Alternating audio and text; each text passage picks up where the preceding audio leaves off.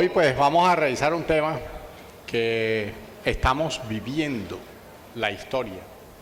Nos tocó a nosotros, a nuestra generación. Esta, a pesar de ser un virus que ya tiene más de 60 años, porque se descubrió en la década del 40 en África, donde casi siempre aparecen los virus nuevos, pues se mantuvo en un periodo de aquiescencia durante más de 60 años. Y entre el 47, que se aisló por primera vez en monos rhesus, macacos rhesus, hasta 2007 solamente se habían reportado unos 13 casos. En 2007 hace una explosión repentina y comienza a manifestarse en muchas partes del mundo. Inicialmente confinado a África y parte de Asia. Esta es un poco la historia que les estaba contando. Desde su descubrimiento inicialmente en los macacos rhesus del bosque de Sika en Uganda, de ahí debe su nombre, y comienza su expansión por África y Asia hasta el año 53, que comienza a encontrarse ya en humanos. Sin embargo, en rastreos que se habían hecho en la época, se comenzó a determinar que sí habían anticuerpos contra el virus de Zika en varios pobladores de esas zonas, pero aún no se manifestaba en humanos. En el 53 se registra el primer caso. En 57 años se reportaron solo 13. Y en 2007 presentan 5.000 casos en la Micronesia. Ahí es cuando hace la primera explosión y ya para esa época se comienzan a determinar casos de complicaciones del sistema nervioso en general, porque afecta tanto el periférico como el central. De 2013 al 14, más de 32.000 casos en la Polinesia Francesa, y aquí se hacen los primeros estudios y se propone que hay un gen de causalidad directo entre el virus y las manifestaciones neurológicas. En 2015 ya se reporta en América y el primer país fue Brasil. Este ha sido más o menos el recorrido que ha tenido el virus. El mosquito con los macacos rhesus, posteriormente afección al humano y de humano a humano por una cantidad de Aedes, los principales, el Aegypti y Albopictus. Y ahora ya se sabe que además puede haber transmisión de persona a persona, como se ha determinado, con transmisiones sexuales. Probablemente también se dé, si no hay cuidado, en transfusiones sanguíneas. Este es el caso de transmisión sexual, es un esquema de un paciente que se presentaba en Brasil, llega a Francia y comienza a tener relaciones sexuales con una paciente. Fíjense, inicialmente tenía el virus positivo en la orina, estaba negativo en plasma y en saliva. Empezaron a darse cuenta que el virus tendía a permanecer más tiempo en semen, en orina, que en la sangre. Y posteriormente el contagio a la pareja y la positividad de los anticuerpos en cada uno. Y aquí se comprueba directamente que sí puede haber transmisión sexual de persona a persona. De manera que este virus es un poco más inteligente, por decirlo de alguna manera, que el chikungunya, que el dengue y que los otros emparentados con él, como el del Nilo, el virus del Nilo, que también es muy parecido. Estas son las áreas en América en las cuales se ha reportado, tanto a nivel del Caribe, de las islas caribeñas, como los países americanos. Ya en Perú hay reportes, en Chile se reportó en la isla de Pascua. Y este es más o menos el esquema general de cómo ha evolucionado desde su explosión, digamos así, en la Micronesia hasta llegar a nuestros días. En 2016, los últimos países que lo han reportado como Laos, Nueva Caledonia, San Martín, Cuba y República Dominicana. Miren toda la distribución que tiene a nivel mundial, proveniente de aquí, del África. Y aquí tenemos un cuadro comparativo. La enfermedad, el Zika, en realidad es una enfermedad muy leve, prácticamente es imperceptible en algunos casos. Solo el 20% de los pacientes infectados llega a presentar síntomas. El 80% tiene cuadros subclínicos. Y la enfermedad en sí, pues, per se no es tan grave, pero las complicaciones neurológicas sí llegan a ser devastadoras. Entonces lo estamos mirando más desde el punto de vista neurológico de lo que es el Zika como enfermedad per se. Y aquí tenemos el cuadro comparativo. Fíjense ustedes, la duración de la fiebre en el dengue es alta, con una duración de 4 a 7 días, en el Zika de 1 a 2 y no siempre aparece. En el chikungunya sigue siendo alta. La erupción cutánea aparece a partir del 4.º día. Aquí en el primero o segundo día es muy pruriginosa, pero tiende a desaparecer rápidamente. En el chikungunya también es un poco menor el tiempo de aparición. Los dolores musculares, miren, muy fuertes en dengue, muy fuertes en chikungunya, poco menos en Zika. El dolor articular casi no existe en el dengue, es moderado y es muy fuerte en la chikungunya. Y la intensidad es leve aquí, leve a moderada, el chikungunya es muy intenso. Los que han padecido esto saben que es un dolor que es prácticamente incapacitante, muy fuerte. La conjuntivitis es rara aquí, 30% acá, y acá aparece entre el 50 y el 90% de los casos. Y la cefalea, muy alta en dengue, moderada y moderada en los otros dos. El prurito es prácticamente uno de los síntomas más fuertes que acompañan a la erupción cutánea. Hay hipertrofia ganglionar que puede ser intensa, pero fíjense que cuando vemos estos pacientes a veces los palpamos y no encontramos ganglios. O sea, la enfermedad se manifiesta de múltiples maneras y muchas veces es asintomático totalmente.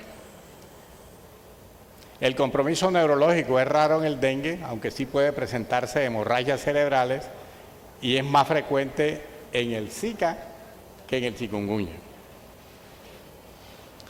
Las manifestaciones clínicas variadas, ¿no? Como ya las estuvimos diciendo, es una enfermedad febril aguda autolimitada con una baja tasa de hospitalización. A veces ni siquiera se incapacita el paciente. Molestias musculares, algo de prurito, el brote, alguno que otro dolor muscular, a veces sin fiebre. El 20% de los infectados, ya les había dicho, padece la enfermedad. Los demás son portadores sanos allí, aparentemente sanos. Fiebres no muy altas, bueno, dolores. La diferencia con las enfermedades enzimáticas incluye un cuadro más acentuado con hiperemia conjuntival sin alteraciones del control de leucocitos y plaquetas. Con ese hemograma, habitualmente el dengue tiende a bajar estas células, en el Zika prácticamente no ocurre. Estas fotos desafortunadamente no se ven muy claras, pero aquí tienen unas cuantas fotos de cómo se ve la hiperemia del prurito, el compromiso conjuntival que es no purulento, el brote en las piernas y el peligro de que una mujer embarazada llegue a padecer la enfermedad, porque es el cuadro neurológico más devastador. ¿Cómo se hace el diagnóstico de esto? En Colombia el ministerio nos determinó que no teníamos que hacer ningún tipo de pruebas para diagnosticar la enfermedad porque había dos condiciones. Una, que no se sabía cuál de estos pacientes iba a terminar haciendo una complicación neurológica, y la segunda, que la presencia del virus es muy corta en el tiempo durante la exposición o durante la presencia de la enfermedad en sí. El aislamiento del viral en línea, las moléculas en la reacción en cadena de la polimerasa. Fíjense, las pruebas en menores de 6 días, neutralización en placa para determinar si es uno u otro, que no se vaya a confundir con el dengue. y la ELISA, en el cual se determina la inmunoglobulina M por captura. La determinación viral de partículas virales es lo más importante en estas pruebas. Las manifestaciones neurológicas son esta amplia gama. Va aquí de mayor frecuencia en el cuadro, como es el síndrome de Guillain-Barré, que es el que más se ha visto. La meningoencefalitis no es tan frecuente, las mielitis no es tan frecuente y la microcefalia, que se ha descrito en múltiples casos, que es en realidad el cuadro neurológico más grave y más devastador, como veremos más adelante. Aparte de la microcefalia, estos pacientes comienzan a tener también trastornos a nivel ocular, que han quedado en segundo plano, porque el daño cerebral en la microcefalia pues siempre copa los primeros lugares, pero el daño ocular también es muy grave en estos pacientes. El síndrome de Guillain-Barré, en presencia del Zika, no tiene mucha diferencia con respecto al Guillain-Barré estacional que tenemos en nuestro medio. Lo que ha ocurrido es que de repente, mientras manejábamos 6, 8, 10 casos de Guillain-Barré por año, de repente tuvimos 60 casos en 2 meses. Entonces se empieza a preocupar y a buscar cuál es la causa, y pues ya sabemos que sí hay un neurotropismo positivo entre el virus y el sistema nervioso. Es una polirradicroneuropatía desmielinizante aguda, es de origen autoinmune sin etiología conocida, cursa con una parálisis flácida refléctica y hay un moderado compromiso sensitivo. En algún caso debe haber compromiso de pares craneales y hay una variedad ascendente, una descendente y una variante de Miller-Fisher. Igual que ocurre en el Zika, se presentan todas estas variedades y en algunos casos se imbrica un cuadro con el otro.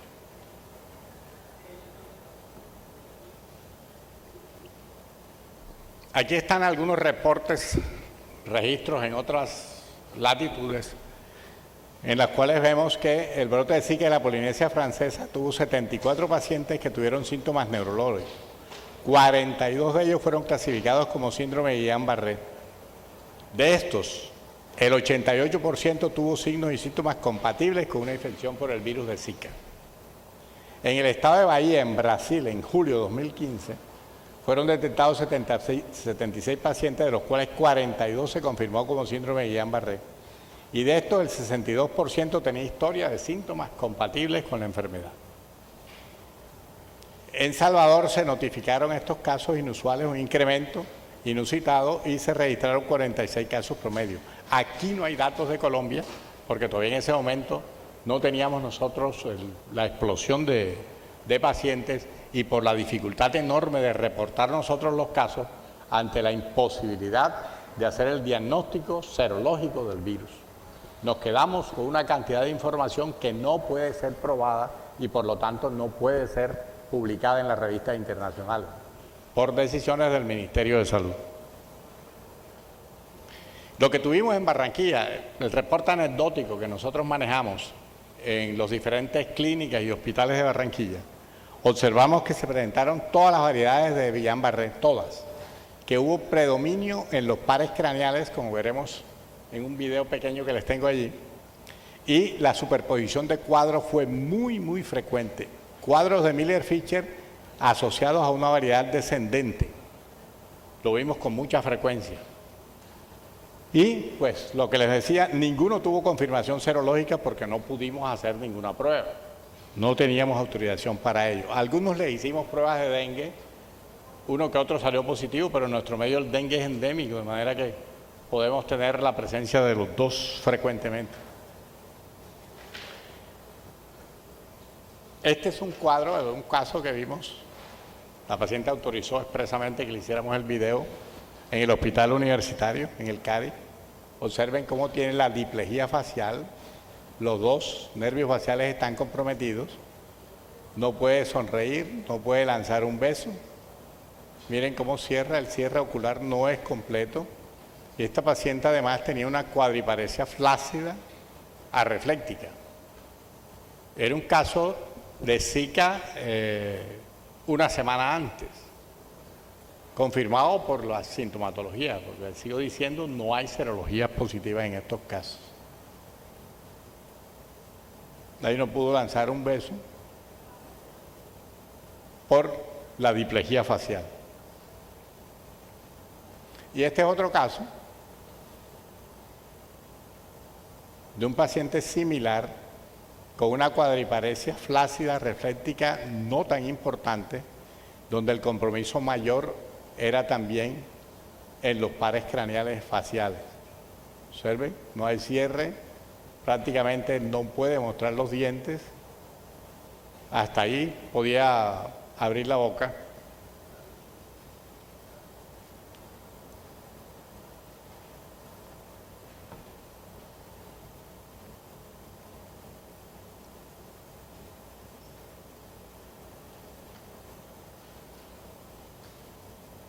Fíjense que no hay ningún compromiso de los pares craneales diferentes al séptimo par.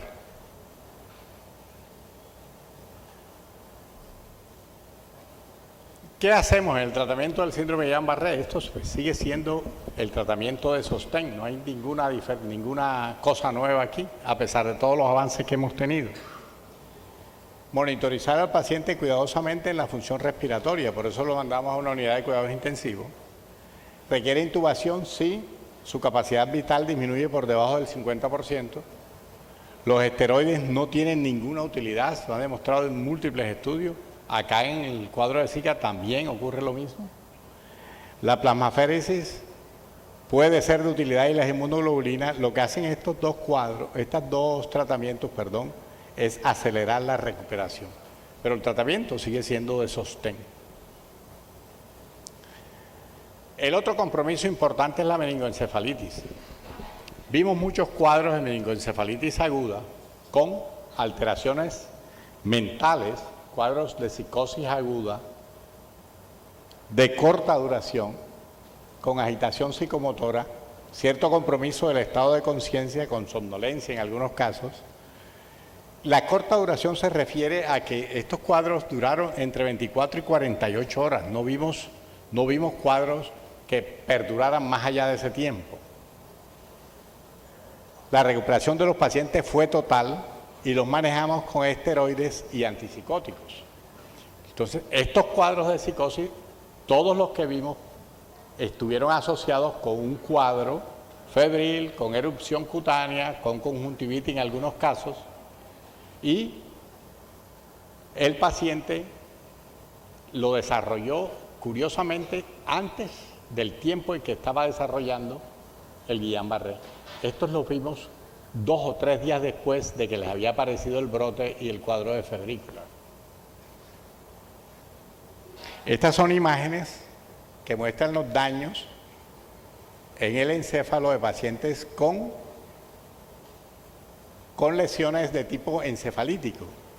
Y aquí abajo alcanzamos a ver un patrón arrosariado, desafortunadamente la imagen no se ve muy clara, pero son como camándulas de un rosario que nos habla de que también hay un poco de vasculitis asociada en este tipo de pacientes. Mielitis transversa es otro cuadro, lo vimos en algunos casos, no fue tan frecuente como el Guillain-Barré tampoco, pero aquí teníamos cuadros agudos con compromiso motor, un nivel sensitivo definido plenamente y el compromiso esfinteriano. Estos casos también fueron de corta duración, con excelente respuesta a los esteroides y una rehabilitación rápida. Fíjense que normalmente los cuadros de mielitis transversa, sean por cuadros virales diferentes al Zika, o sean por esclerosis múltiple o por síndrome de Vick, son de larga duración y la recuperación tarda mucho tiempo. En estos casos vimos que curiosamente no era el cuadro típico que vemos. Igual sucedía en el Guillain-Barré. En las pruebas electrofisiológicas de Guillain-Barré se determina que es más una variedad axonal que desmielinizante. Y lo que vemos en el Guillain-Barré per se es que las variedades axonales dejan secuelas definitivas y permanentes.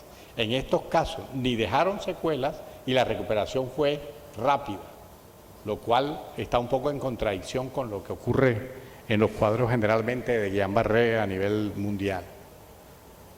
Aquí tenemos las lesiones. Observen esta línea hiperintensa y esta otra acá, varios niveles, como ocurre en el síndrome de Vick o en mielitis porcina o en la esclerosis múltiple. Son muy similares. La microcefalia sí definitivamente es el cuadro más grave.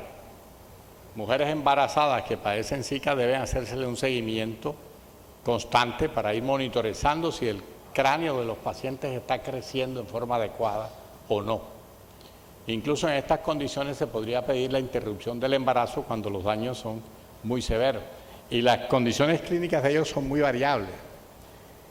Aquí se demostró que había un neurotropismo totalmente cierto y lo vamos a mostrar en algunas imágenes, porque se pudo determinar la presencia de partículas virales en el encéfalo, en autopsia de estos pacientes que no lograron terminar o llegar a término su embarazo. Es más grave en el primer trimestre siempre, pero puede también haber alteraciones cuando el paciente se infecta después de las 29 semanas, de manera que ya estamos llegando al tercer trimestre y el paciente puede tener afecciones severas del sistema nervioso central. Las mujeres embarazadas definitivamente hay que protegerlas, evitar que terminen padeciendo Zika.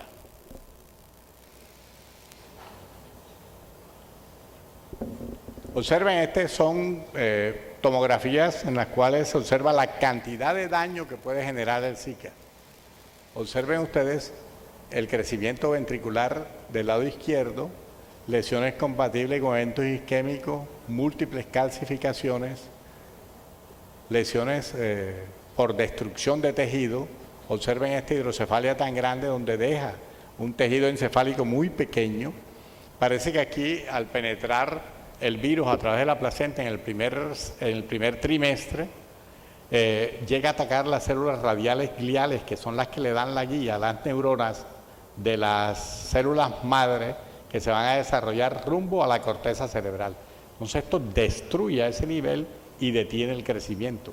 Esto es más dañino que la microcefalia que se origina por cualquier otra causa, incluidas las intoxicaciones por mercurio. Más o menos, la microcefalia se refiere a esto, el desarrollo normal del cerebro de este paciente. Observen cómo este está moderadamente disminuido y este está muy disminuido. Seguramente este caso fue en el primer trimestre y este pudo haber sido más allá de la semana 29. Esta es una resonancia magnética tomada de un feto in útero de 19 semanas, donde se observa el daño tan marcado que tiene este cerebro. Miren ustedes los ventrículos enormes y la parte del tejido cerebral muy pequeña.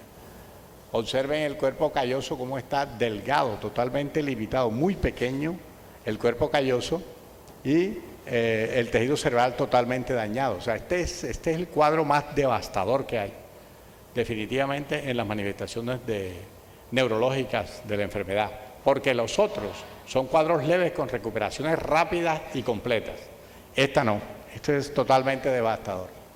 Y aquí están las muestras tomadas en las cuales se determina la presencia de partículas virales y múltiples calcificaciones.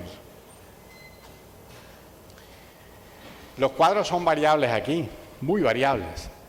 Podríamos tener retraso mental leve cuando la manifestación o cuando la infección ocurre después de la 29ª semana, ¿no?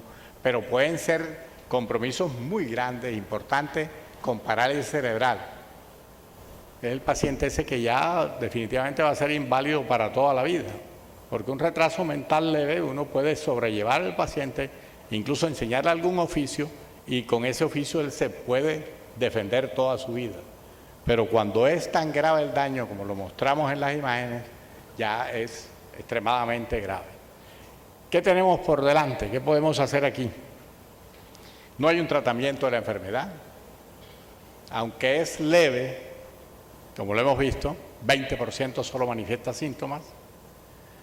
Las complicaciones neurológicas son muy graves, el compromiso fetal es habitualmente devastador en cualquiera de sus condiciones.